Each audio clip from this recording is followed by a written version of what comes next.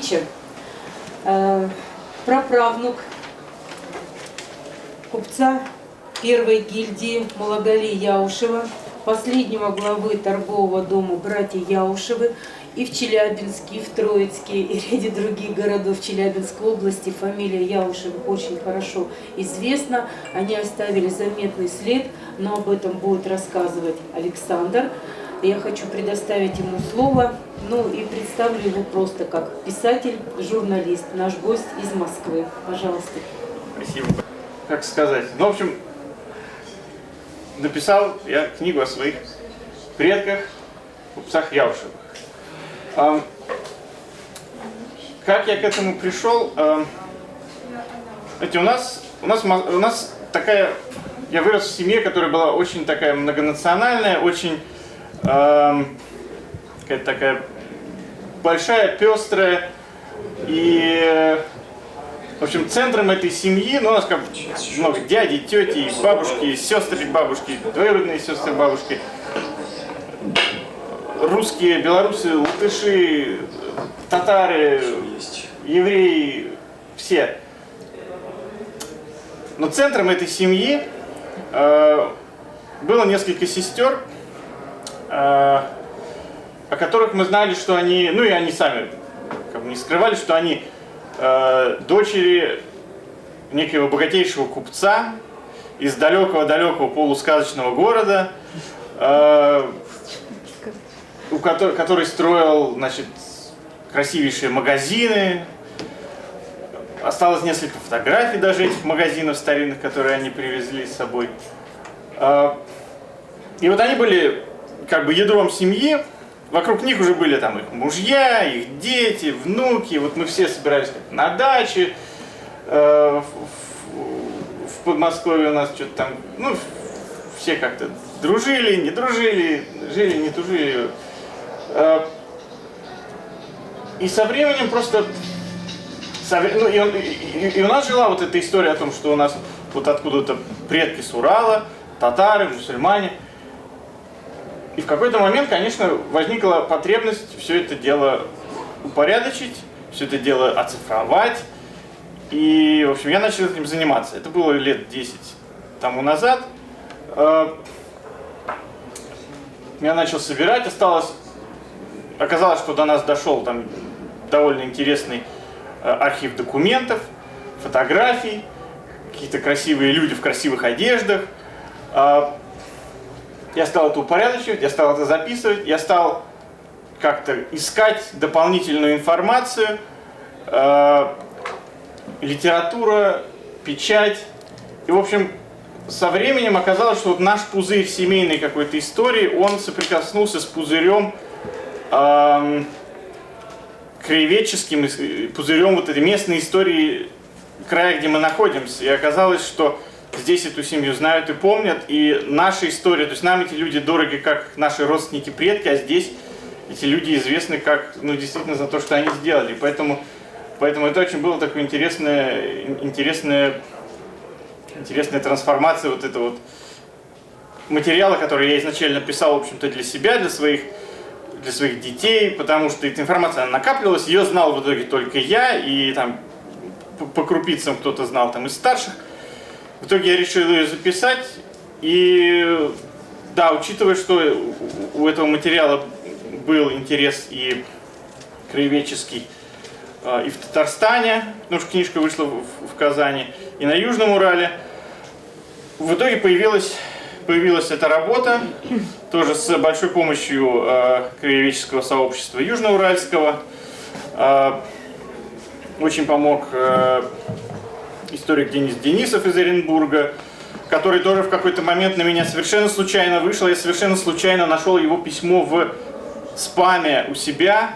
А он занимался исследованием, он собирал информацию о Яушевых, которые были семьей очень разветвленной и очень такой обширный, и через него тоже удалось восстановить генеалогию от... Ну, мы знали только до начала века, а удалось восстановить до, в общем-то, до средних веков. В общем, такой интересный опыт изучения семейной истории, очень интересный опыт соприкосновения через семейную историю с историей страны, потому что перестаешь воспринимать историю страны просто как в школе учили, значит, учебник, царь такой-то, там, делал тот, а тут ты понимаешь, что в это время, там, твои предки, ты точно знаешь, где они были, что они делали, и уже совершенно другую перспективу это приобретает. Купцы Яушева, ну вы, наверное, о них знаете больше, чем я, или, по крайней мере, столько же, потому что информации о них много, но она вся была разрозненная, и никто не знал всего. И это первый раз, когда всю эту информацию удалось собрать в одном месте, обобщить и выстроить четкую историю от Средневековья до нашего, в общем-то, времени. Яушевы – это семья, которая происходит из Казани. Ее родоначальником стал князь Яуш, который упоминается в летописях касательно осады московским войском Казани. Яуш был одним из руководителей обороны Казани. Он был как бы он командовал войсками, частью войск, которые были вне Казани, которые пытались, значит, противостоять войскам Ивана Грозного безуспешно. Уже потом идет упоминание о сыновьях, внуках Яушек, уже, собственно, Яушевых, которые на службе у царя были так называемыми служилыми татарами, то есть они участвовали в военных походах, мы предполагаем, что они в Ливонию ходили воевать. Территория, на которой сейчас стоит город Ижевск, она в какой-то момент принадлежала Яушевым, потом была продана. В какой-то момент Яушевы, а перед этим они были частью, до Яуша, собственно, они были частью там местной элиты Казанского царства, тоже такие дипломатии, они были, предками их были родоплемена и элита тюркских племен, которые тоже там обитали, кочевых. Вот. В какой-то момент уже во времена России Яушевы лишились дворянского достоинства за отказ переходить в православие. Да, но я сконцентрировался на одной линии, на линии непосредственно моих предков, один из которых по имени Гайса Юсуфович Яушев в начале 19 века, он, судя по всему, был представителем какой-то из младших ветвей этого рода, что могло достаться, и он отправился, значит, на заработки, отправился на Южный Урал, в здешние места. Он осел в Троицке, и он стал заниматься торговлей между Россией и Средней Азией. А татары, они в силу того, что мусульмане, в силу того, что носители тюркского языка, они выступали такими очень естественными посредниками между Россией и между Средней Азией, между нынешним Узбекистаном, в частности, Бухара, Самарканд, Хива. И вот они татары стали такой вот торговой прослойкой, они образовывали диаспоры свои и здесь, и в Средней Азии. Какие-то там чай, пряности, какие-то экзотические товары. Из России туда промышленные, мануфактурные товары. Троицк Челябинской области был центром караванной торговли, собственно, на гербе Челябинской и Челябинской области мы видим кого? Верблюда.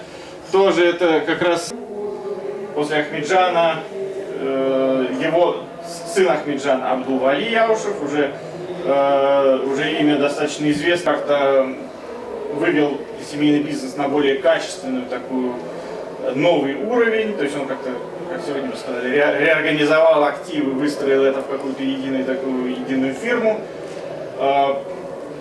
Уже еще сильнее продолжил общественную деятельность, то есть Яушевы занимались активно благотворительностью, финансировали образовательные учреждения, строительство мечетей.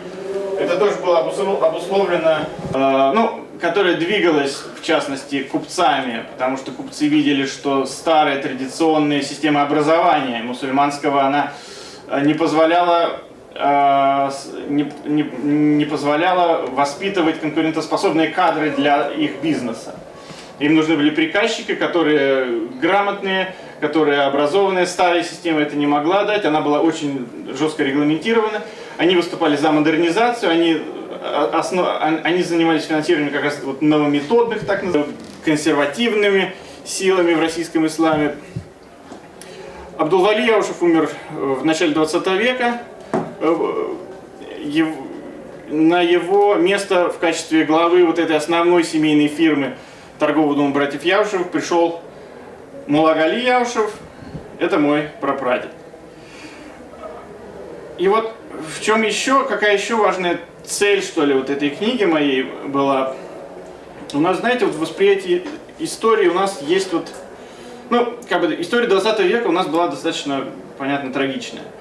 И 20 век он в чем-то стал таким, знаете, водоразделом каким-то между вот нами сегодняшними и тем, что было там 150, допустим, лет тому назад. И не только 150 лет назад, а 200, 300, 500 лет назад, потому что до 20 века это в общем, было какое-то единое полотно, единая какая-то была вот история, поскольку там какие-то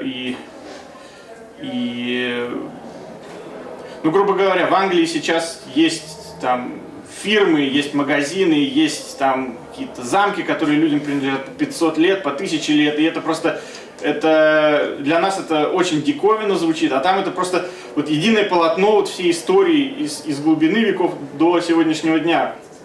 У нас в нашей истории, в истории нашей страны был вот этот трагический разрыв 20 века, и для нас в итоге сейчас, ну, та Россия дореволюционная, она сейчас некая Атлантида, даже когда вот ты смотришь на фотографии тех людей, читаешь о каких-то взаимоотношениях в том обществе, о той культуре, совершенно другое, чем было, вот, совершенно другое, чем вот мы сейчас живем.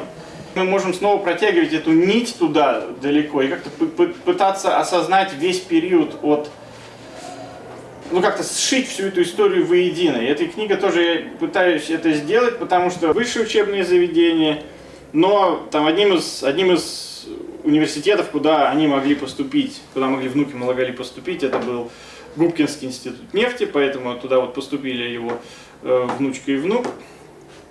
Окончили, стали очень известными, ну, как бы в своей сфере геологами, нефтяниками. Самым известным потомком Яушевых, наверное, стал Фарид Сейфулмулюков, в советские времена известный журналист-международник, который освещал события на Ближнем Востоке, интервьюировал президентов королей арабских стран.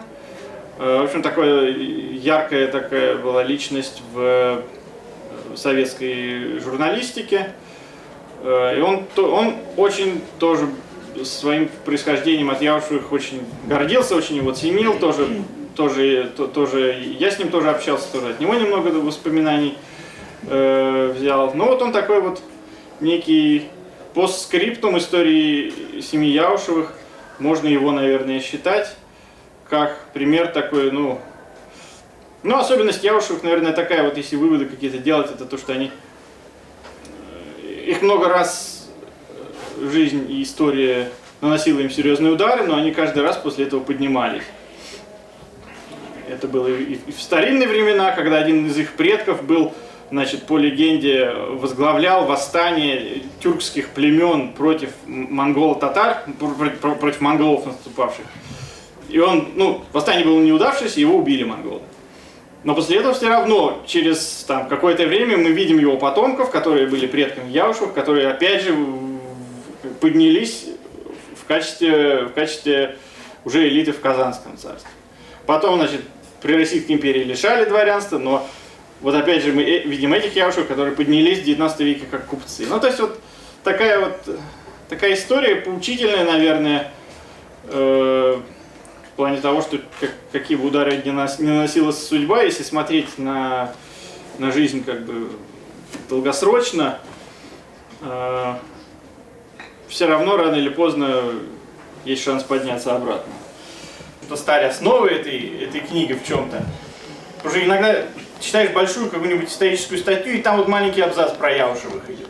Какая-нибудь история о том, как они лоббизмом в Средней Азии занимались в 19 веке, что там им царское правительство как-то начало их дискриминировать, они, значит, пошли, значит, устроили губернатору вечер с цыганами, значит, и он, значит, к ним проникся и все-таки отменил эти дискриминационные меры. Немножко иллюстраций. Вот это Троицкий. Это, в общем-то, знаковое здесь вот здание для Яушевых. Это их торговый пассаж в Троицке. Великолепное здание, наверное, ну, кто-то его видел. Такое, ну, очень такое. Но оно могло быть в Петербурге или в Вене, но оно находится в Троицке и таким является местной жемчужиной. И, к сожалению, в плохом сейчас состоянии, заброшенном. Яушев, знаменитый купец, самый мощный из купцов Яушевых. Это самая старая доступная фотография именно Яушевых непосредственно.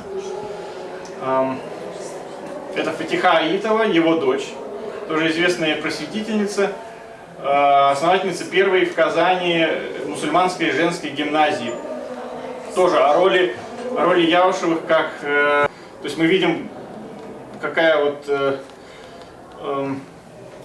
там общество-то было достаточно... Яушевы, они были, в общем, таким олицетворением чем-то очень резкого такого рывка от архаики к современности вот в этом сообществе, к которому они принадлежали, потому что это до сих пор было очень такое консервативное, патриархальное общество, где там у женщин было опять же мало прав, и где там, ну, работа женщины была только рожать детей там по 10 человек, соответственно, прапрадед. Вот он тоже был, уже если Абдул-Вали еще было видно такой еще, в таком халате, в такой вот еще такой вот старого времени человек, то Муллагали уже видно уже по европейской моде, уже в Ленинской библиотеке, в газетном отделе голос при Урале. Как нам избежать того, чтобы нас... Звук в телевизоре. Газета «Голос при Урале», челябинская. В ней очень интересно. Ну, в ней было куча рекламы каждый раз. И на открытие пассажа челябинского они устроили такую большую рекламную кампанию. Ну, по тем меркам, такую, вот у них на целый разворот, на целую полосу была анонс, открытие, значит, пассажа. Ни у кого больше такой большой рекламы не было. Не было гусей и рыб. У них было как-то более так строго, всегда на одном месте.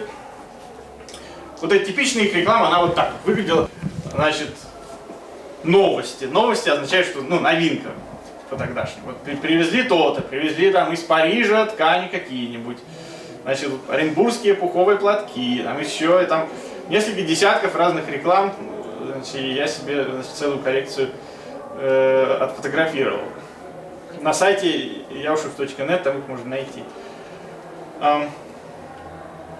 Вот, Яушевы даже издавали свой собственный модный журнал, который еще яушевских, которые были. Ни в коем случае не для того, чтобы там что-то претендовать, там чего-то нет, ну просто интересно ради истории. И вот, допустим, вот в Челябинской области есть большое молочное хозяйство подовинное. Оно изначально было яушевским, их сельскохозяйственной усадьбой. Оно, ну, после революции было национализировано, был один из первых совхозов. Вот. Но оно дожило до сегодняшнего дня. Сейчас оно тоже очень так хорошо развивается. Ну что, очень много оригинальных деталей сохранилось в этом здании. Каких-то даже деревянных там деталей двери, деталей окон. Это здание, оно тоже, у него была такая сложная судьба в течение 20 века. Там было и, ну, сначала там были и торговли, и склады, и во время войны было авиационное училище там. Потом его передали заводу, и там были цеха завода до относительно недавнего времени. Сейчас оно, к сожалению, стоит, пустует, разрушается постепенно. И, ну, в общем, так, вот его судьба вызывает беспокойство, на самом деле, потому что как-то, ну, вот, центр или магазины, опять же, или офисы, все равно будет лучше, чем то, как оно сейчас стоит и просто пропадает. А там внутри тоже лепнина, вот эти вот такие вот характерные узоры. Прекрасное здание, но вот молимся, чтобы оно снова обрело жизнь, потому что есть в Троицке очень хорошие примеры, как здание того времени реставрируют и снова используют. Допустим, гостиница Башкирова в центре стоит в прекрасном виде, отреставрировали, работает великолепно. Или напротив, пристроено здесь вот было надстроено, тоже здесь какие-то вот эти за сценой технические помещения, и фактически бывший пассаж сейчас разделен на две части. Здесь концертный зал, здесь картинная галерея, но здание хотя бы оно существует, функционирует, и тут, в общем, это вот за него, конечно, радостно. Есть проект восстановить надпись наверху. Это было бы, конечно, интересно. Вот как оно сейчас выглядит. Здание справа. Вот это вот тоже принадлежало Яушевых. Здесь был их жилой дом. Ну вот это вы тоже видели прекрасно, конечно. Это в Костанае пассаж. Там сейчас краеведческий музей. И вот его сложно видеть, потому что перед ним он засажен деревьями. Но вот такое старинное фото есть тут, где он. Вот это Ташкент, пассаж Яушевых. Ташкент был очень важным для Яушевых городом. Они постепенно переносили центр своей экономической активности туда, потому что Троицк перестал в какой-то момент играть уже свою вот такую посредническую роль, и уже проще было делать дела непосредственно в Средней Азии.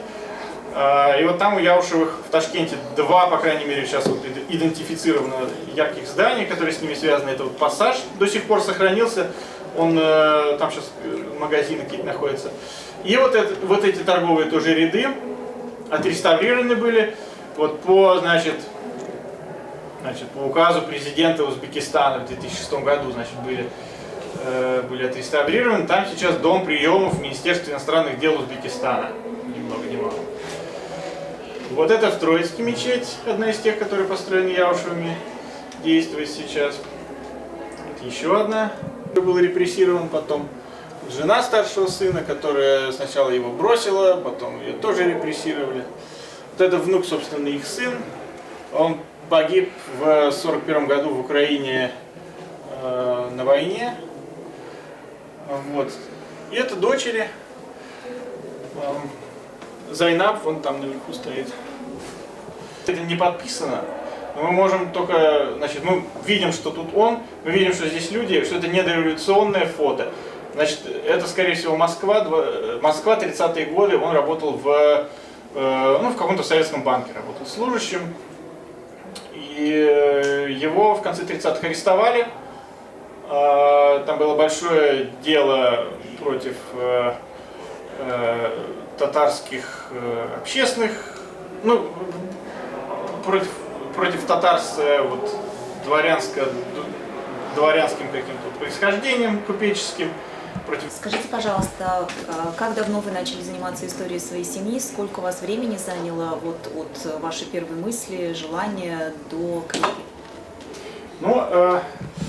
То есть там не было такого момента, что надо написать, составлю-ка я план, как я буду писать. И так. Оно как-то шло очень органично и издревле. То есть началось, наверное, все с того, что мой отец, который не потомок Яушевых, он в начале 90-х составил генеалогическое древо. Со своей стороны, с маминой стороны. И там дом Улагали Яушев. То есть, обозначено первый раз, что были у нас такие. Ну, а потом это как-то просто естественным образом, какие-то разговоры в семье, какие-то воспоминания, там, опять же, документы, фотографии какие-то лежат. Вот оно все вот так варилось, и в какой-то момент просто, как-то люди уходят постепенно, и как-то, такие интересные истории, такие яркие какие-то вот эти вот все воспоминания, надо как-то это зафиксировать хотя бы для семейного архива. То есть началось все, наверное, с составления семейного архива и его оцифровки. Будет тоже как-то позволить людям еще какую-то небольшую страничку истории их родного края тоже с ней познакомиться. Спасибо. Да, очень интересно. Продолжать будете? Продолжать. Ну, для этого есть, конечно, Скажите, пожалуйста, вот я могу спросить вас, я прочитала уже вашу книгу, меня очень тронула вот эта ваша история, и вот у нас в библиотеке есть клуб генеалогов-любителей, он работает уже с 90-х годов, вот, опыт большой. И вот у меня такой вопрос, вот так все выстроено у вас и по хронологии, и логически, очень достойная книга, спасибо вам большое. А скажите, вот вы обращались к архивам вот, по генеалогии, которые существуют вообще?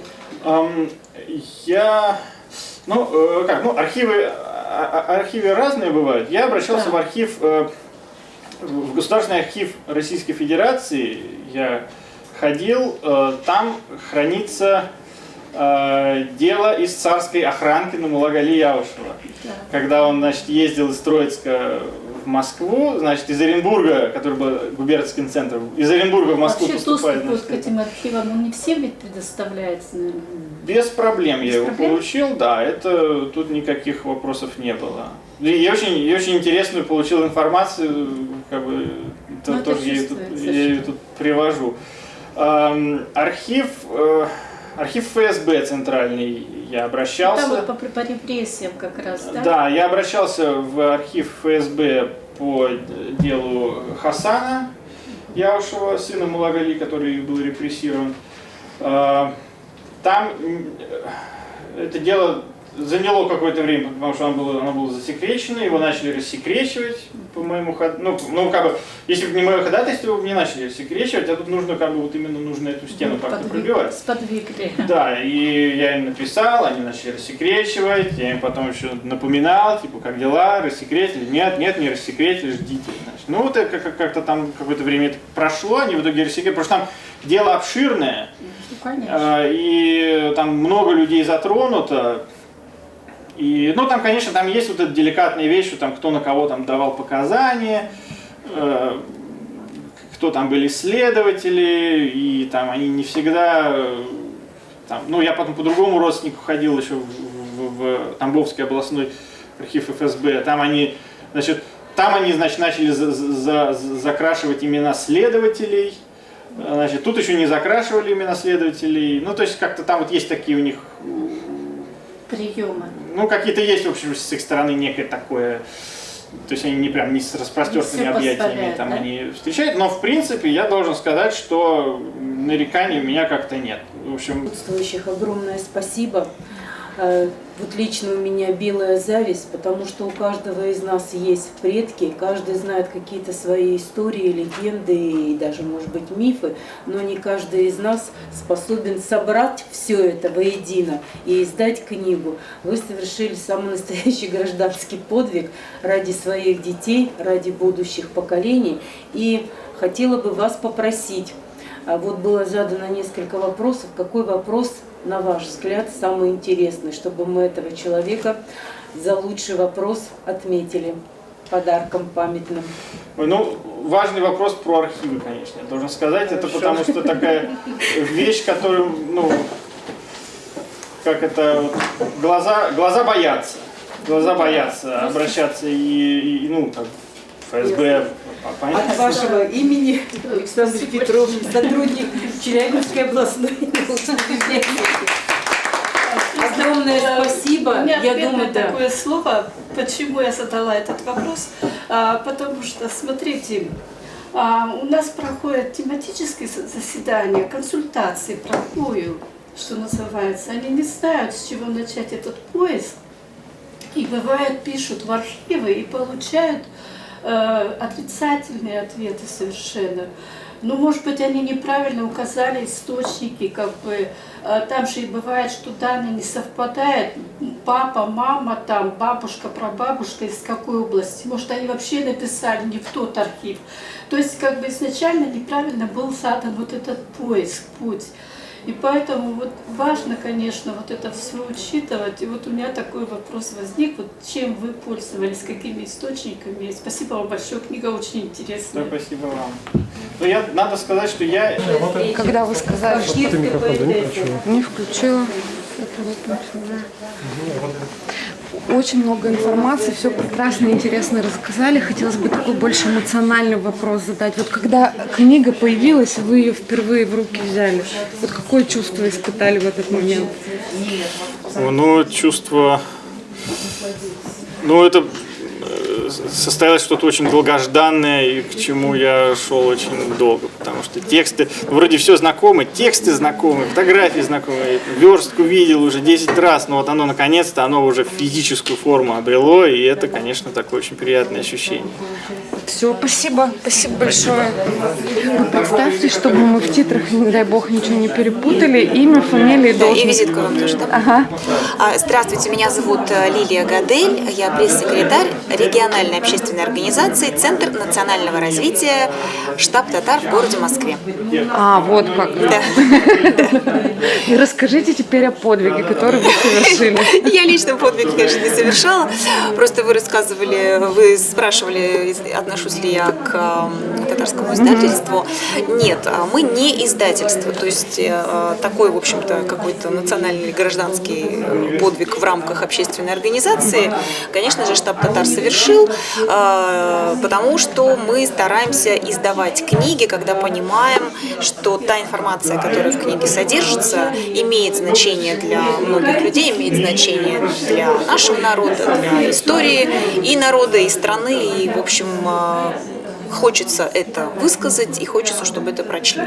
Например, какие-то журналы, газеты, была книга о татарах Подмосковья, была книга «Из небытия в бессмертие» о дивизионе, в котором служил Мусад Джалиль. В общем, дивизион, я сказала, да, дивизия. Ничего там подправим. Подправьте, пожалуйста, да. В котором служил, дивизия, в которой служил Мусад Джалиль. То есть мы вот ее подарили кадетской школе в Казани, они были очень рады, потому что там есть музей этой дивизии. Мы, получается, тоже стали кусочком истории и музея, и, в общем-то, той работы, которая ведется в плане вот истории и военных лет, и истории страны. А эта книга, которую я сегодня представила здесь на выставке, и считаю, что это большая для нас честь и возможность представить эту книгу вот на таком мероприятии большом, южноуральском, с большим спектром, в общем-то, и издательств здесь задействованных, и вот мы, как организация, которая издала свою книгу, это просто как-то очень знаково, я считаю. Книга называется «На своей земле свой язык».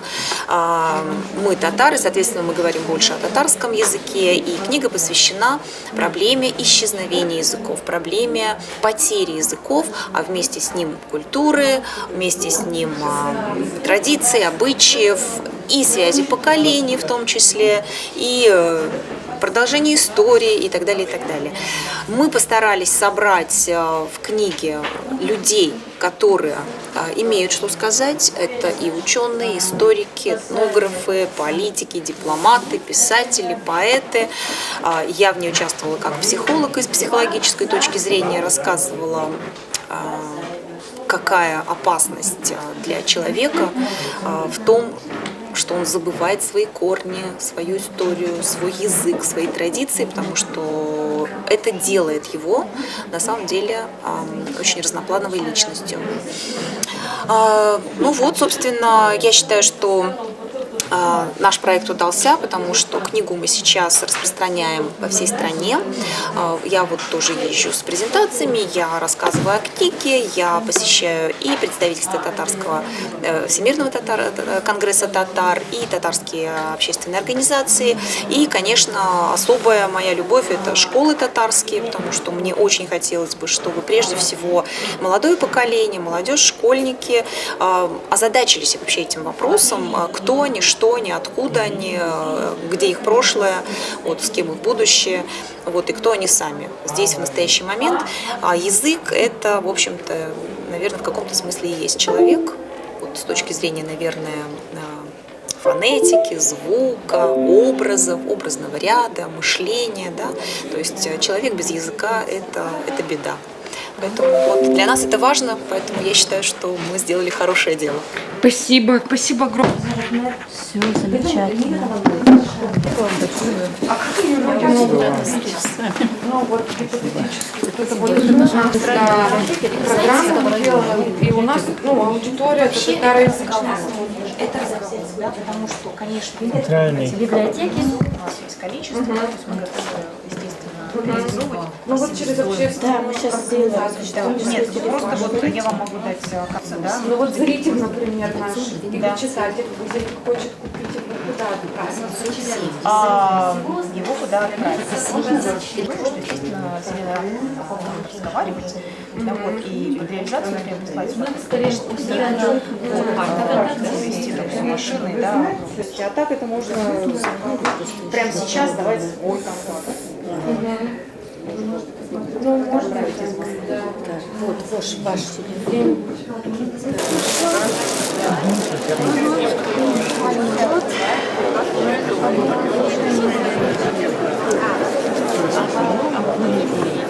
В основном, да, ну даже, да, что-то, но у нас есть в смысле, Как решить. да.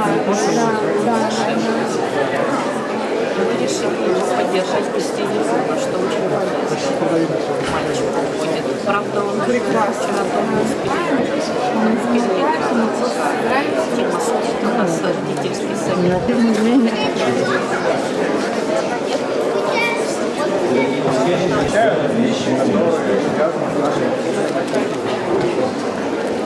Единственное, потом было в плане, которую я читал, это она называлась «Защита от именно Панча».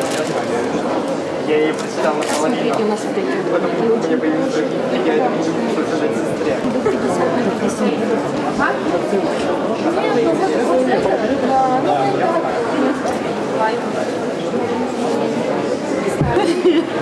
Так, все, я иду. Так, все, тоже работаю. Молодец какая.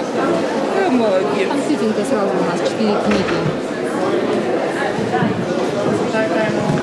Слышь, нас все снимают, мы с ней, видишь, как жили. Да, ну вы нарядные. Мы сестренки. Мне 1000 верните. 1000, она мне купила 1 книгу. Ой, это мелочь. 1000, 400. 2, 3, 4, 5. Подожди. Так, не надо. 1000 я